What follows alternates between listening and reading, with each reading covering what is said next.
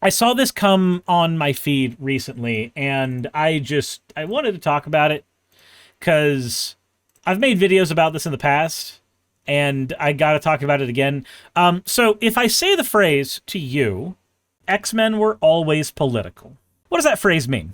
To me, that phrase means that since their inception, there was the underlying understanding that there is a political message that could be pulled out of this very easily. Whether that was the original artist intent is less important than the fact that it clearly demonstrates and communicates that.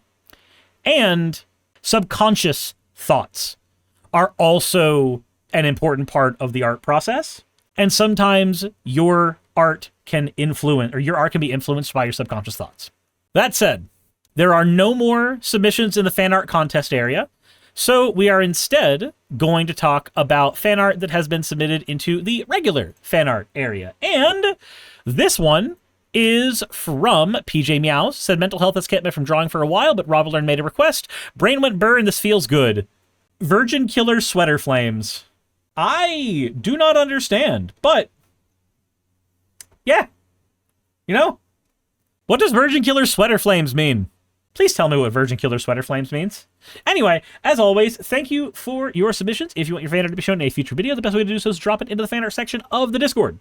That said, let's go ahead and talk about this. Said only a dumbass cries about X-Men being woke. So this is from Cosmic Book News. Now, Cosmic Book News is a right-wing media source that talks about nerd stuff, largely in a way to try to push the culture war. So let's go ahead and see what they have to say. The most repeated piece of X-Men lore ever told is a myth, and it just got debunked by one of the men who built the franchise. All right? So, let's quickly point out that the person that he's talking about is John Byrne. And John Byrne got involved with X-Men in one of its most popular runs of all time.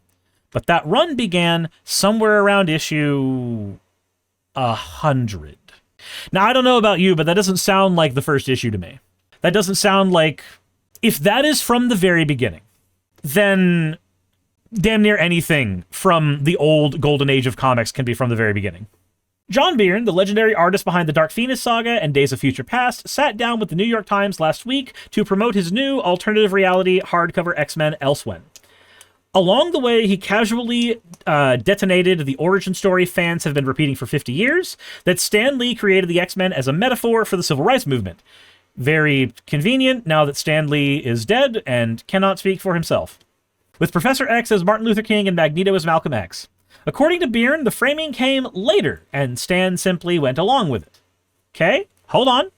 Interesting note about that, because I have a quote for you for later. Said it's pronounced Byrne? Okay, cool. Byrne tells the Times that anyone who actually reads the earliest issues will see a very different template. Charles Xavier is Franklin Delano Roosevelt, and Magneto is Hitler. He says, pointing out that the early Magneto is even draped in Nazi trappings. Per Byrne, fans persuaded Stan Lee that he had been writing a racism allegory all along, and Stan's response was essentially, sure, why not?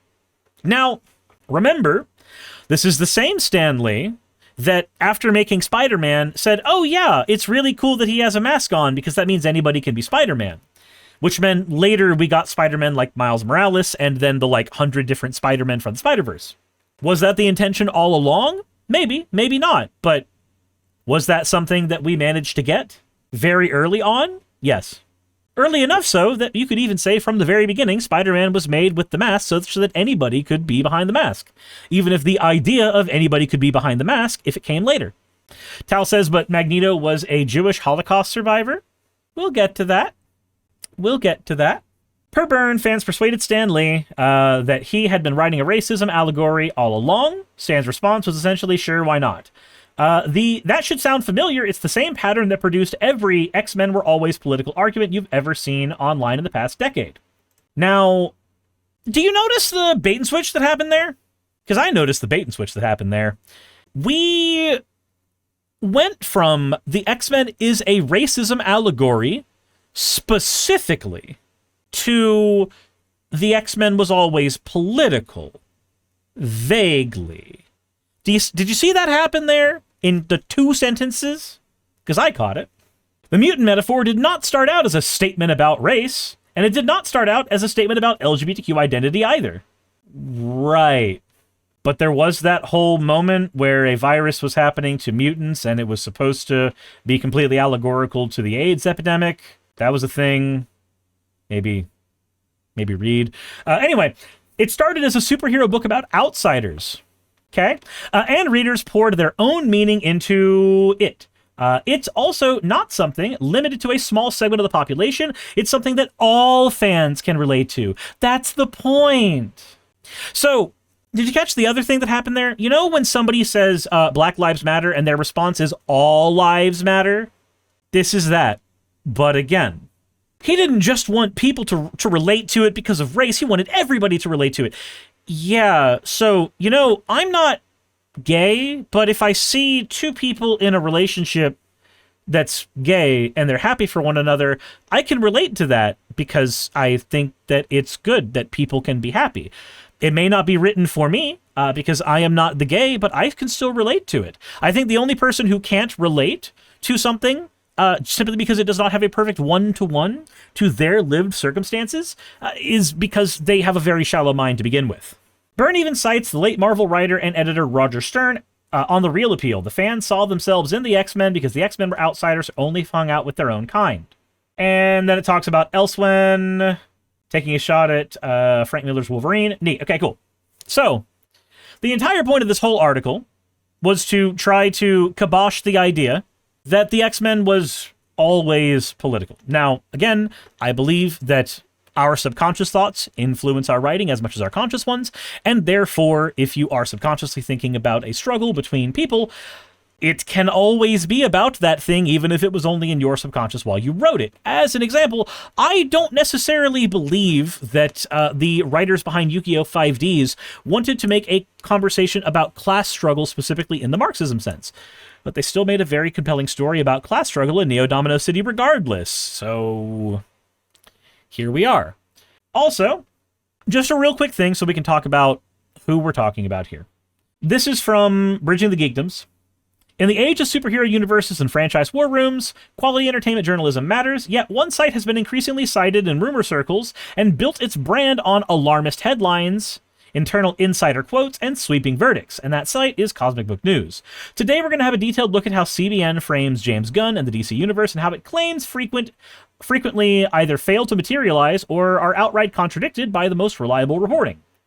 The goal here is not to attack fandom, but to call for better source discipline and clearer distinction between rumor and fact.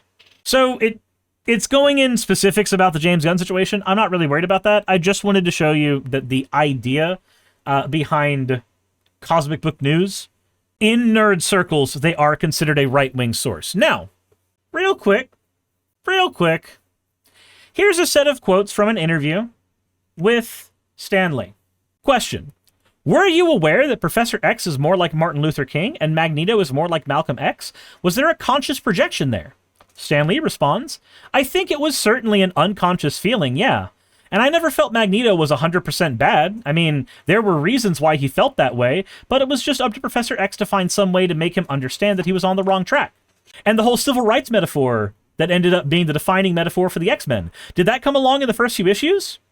Direct quote from Stan Lee. It came along the minute I thought of the X-Men and Professor X. I realized that I had that metaphor, which was great. It was given to me as a gift, because it made the stories more than just good guys fighting a bad guy. Now, the argument against this largely comes from articles like this one, where Stan Lee points out that the reason that he did what he did with the X-Men, the reason that he made them what they were, is he wanted to make a big superhero team. But he couldn't conceive of a way easily that every member of this team had gotten their superpowers. So he took the lazy way out. They were all born with them. But because he took that lazy way out, it inadvertently meant that he had an allegory for people who would stay in the closet instead of showing people who they were. He had an allegory for people who were disparaged because of the circumstances of their birth, as opposed to things that had happened to them. So when Stan Lee says it was a gift It's because he's acknowledging he had an unconscious feeling about the story he was writing, the story he was making, the characters he was helping create, and in so doing, the metaphor stuck. And he even points out it was there from the very beginning. Now, would it have been perfect in the very beginning? Probably not. And yeah, there were certain additions that were added later, like Magneto being Jewish and a Holocaust survivor. Katini, thank you for reaching Stream Streak. We can agree on all that. So remember, Scott's a child of 2 dads, technically 3, but let's be honest, we don't count the pirate father. So when I see articles like this, not this one, trying to argue that, oh, X-Men wasn't always political because it wasn't specifically a race allegory. Right. It was not intended to be a race allegory. The guy who made it pointed out it was an unconscious decision and recognized that, oh yeah, no, it can easily be that the entire time. You know what? That works. And then continues to write it like that. Which means that not only did they shift the conversation from it's not about race to it's not political, which is very different. Those are 2 different claims. But it became an allegory for race so early on in its run, so early on that it predates Burns by several years, that the statement, it was always political and it was always about race, is as valid as his statement that it was never that. When, again, his run started later. It also could easily be that his understanding of what Stan Lee said is simply different than our understanding of what he said. And it could also be that Cosmic Book is taking the quotes and doing the whole quote mining thing that everybody loves. Aha! We found something that seems to end wokeness forever. Use it. Old Gus says, it can be race, it can be religion, it can be disability. Funny thing, that's something Tolkien, something allegory, something. I mean, wasn't Tolkien famous for saying that allegories are for cowards? Wasn't that something that he was big on as well? But anywho, I just found this entire thing really funny. Jirai says, I've heard a canon where Gambit and Rouge are a T for T couple, and I've been meaning to consume more X-Men content. Justice says something like that, but he loved to use them. I think it's more that trying to hide something in allegory is a move done by cowards, whereas simply utilizing allegory as a literal tool is not necessarily something for cowards. Chapagio says, what is T for T? A trans person with a trans person. Straight trans woman dating trans mask guy, or trans lesbian or trans bisexual person dating somebody who's transitioned to the gender that they are as well. It's one of those things where, like, years ago, there was this weird idea in conservative circles where, like, if trans women are women, why don't trans men date them? Why do they need the cis people to date them? And, like, the entire trans community just basically unanimously went, you didn't know T for T was a thing? And then suddenly, it stopped being a talking point really quickly.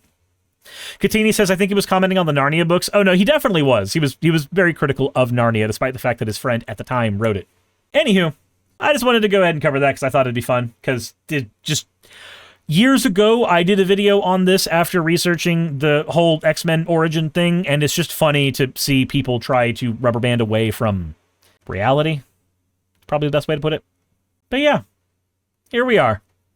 Hey, you made it to the end. I want to give an extra thanks to the patrons who allow me to do this full time. I want to thank Aaron Rail, Astral, Britzkrieg, Jemshin, Poundini, Red Joker, Victoria, Jonas, Craig, Tarika, Fireshard, Smiling GM, John, Dren Hadamada, Creeper, Sagitt, you know I'm not saying that last part, Sylvie Snow, Valis of Seraph, Ottoman Angel, Rooster Rachel, and Fire Panda, who are all my $20 and up patrons.